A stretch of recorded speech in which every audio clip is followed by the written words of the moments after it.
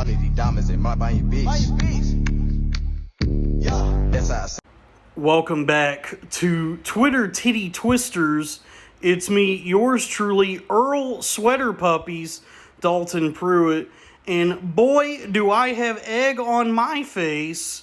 We're taking a look again at Sylvia Plath's OnlyFans at lexisdeanna.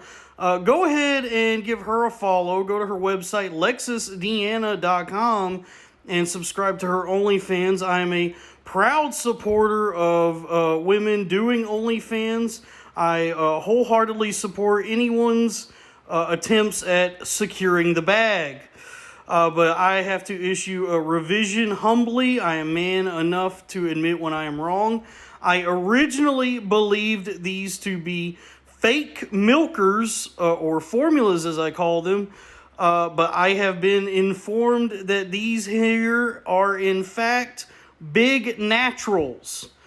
I think I made some salient points regarding fakers in my original critique, but they do not apply to this particular pair of jugs.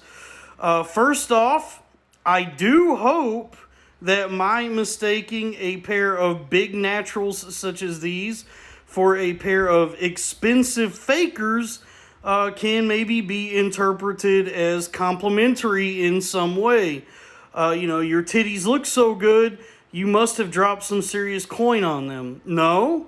Well, then the Lord our God hath blessed you with jugs for which many would empty their bank accounts.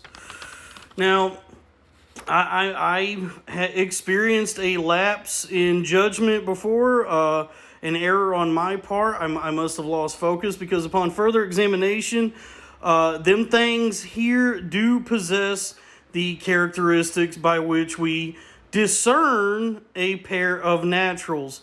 They got the heft, they got the hang, they got bounce, they got jiggle, they're fluid in motion, and malleable. They got the smush, and they got them, they abide by titty physics. They got them, they got that Dead or Alive Beach Volleyball 2 physics that only naturals can have, whereas fakers are much more bulbous and static, constantly firm and taut, always held in the perfect position, whereas a pair of naturals such as these have a lot of movement.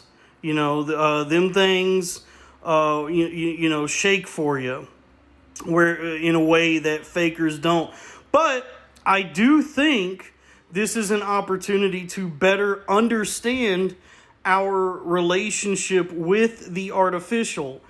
Since the advent of fakers, the question with tits has been, is them things real? Now, in days past, fakers were easier to distinguish, but as boob technology progresses, fakers resemble the real more and more. I find it interesting. I've been wrong about fakers before, believing a pair to be natural, but this is the first time I've ever been fooled by naturals into believing them to be fakers. Now, what are the implications therein? We are beginning to see this with AI.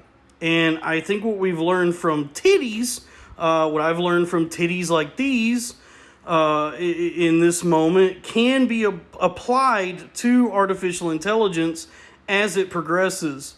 Much like early fake tits, it is easy to discern when imagery has been generated by AI.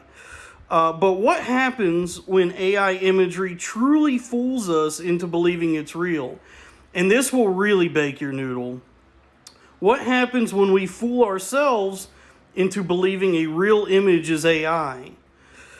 So, these titties have taught me a valuable lesson today. I must be more vigilant, more discerning, more thorough in my investigations. I don't know what it is with me. If I've been doing this job so long, I've lost focus, or maybe I just made a mistake, an opportunity to learn. As things develop more and more, I must always be on guard. And while I am somewhat discomfited by my lapse in judgment, I am grateful for the opportunity that this pair of jugs has afforded me, the opportunity that they've allowed me to learn and grow and evolve, and always be more careful in the way I perceive and gaze upon boobies. 10 out of 10 wood motorboat.